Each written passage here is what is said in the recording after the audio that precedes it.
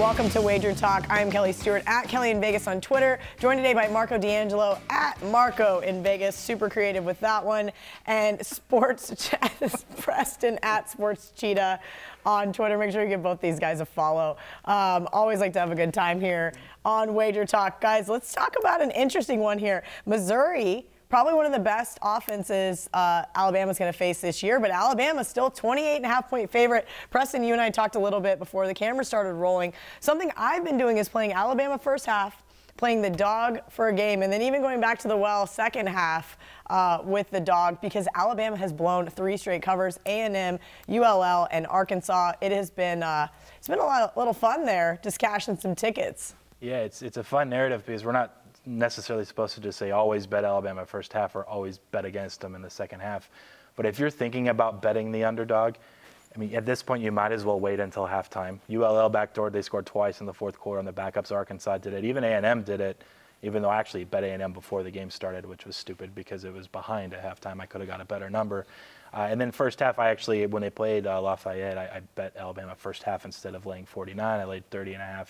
The one thing, though, that I think we need to recognize at this point, and I heard that the Arkansas first half number, when the spread was about 35, 34.5, got up to 24 one spot. It was 23 in most spots. They're now inflating and shading that number so high on Alabama's side that you're not really supposed to be laying Alabama first half anymore. I think the train's kind of passed by where there was opportunity there. And there might still be opportunity if they're in blowouts to bet the other team's second halves, or even wait if you can bet in game and bet before the fourth quarter, which is when those third stringers have really struggled actually for Saban. And he's trying, and I just think they're just not as deep as they've been in the past. And when ULL scores on you twice, and then A&M did twice, and then I think did Arkansas score 2 touchdowns in the fourth quarter as well.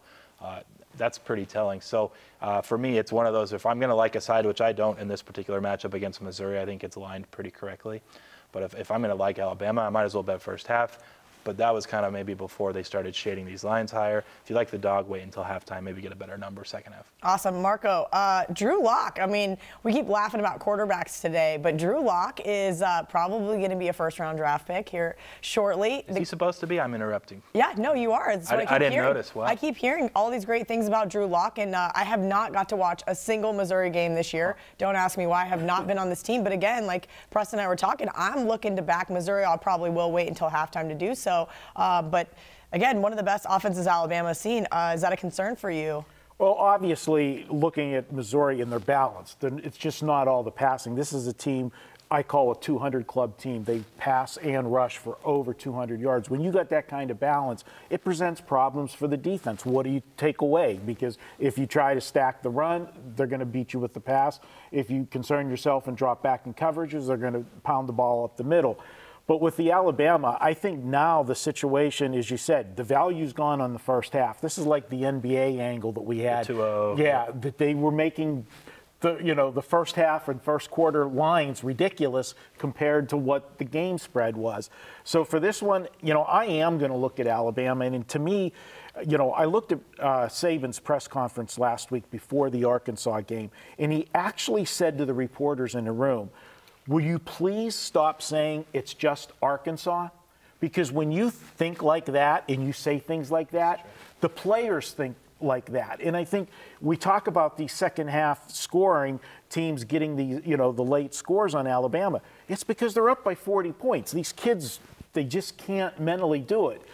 You start looking to the next game. But Missouri is a team that's going to present a problem offensively, and it's going to present a challenge. And I think Alabama will respond to it. I want to see what Missouri does against a decent offense. And as much as we want to talk about the late scores, this is a team that they gave up 14 to Louisville.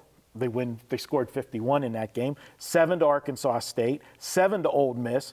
The only team that had any success, and Jimbo Fisher's one guy that has been able to have some success against Saban. Texas A&M scored 23. Lafayette scored 14 late, and Arkansas got theirs late. I think they put the pedal to the metal this week because, after this, they have Tennessee, who's garbage. Then they got the LSU game. That might be a little bit of a test. And then it's clear sailing until their rivalry game with Auburn. And then let's go ahead and let's fast forward to the SEC championship game, Georgia and Alabama, because I don't see any way that it's not going to be those two. Sure. Yeah, I don't see it either. All right, good stuff from both of these guys. Tuesday is always $2 Tuesdays, and you can get the hottest handicapper at WagerTalk's best bet for just $2.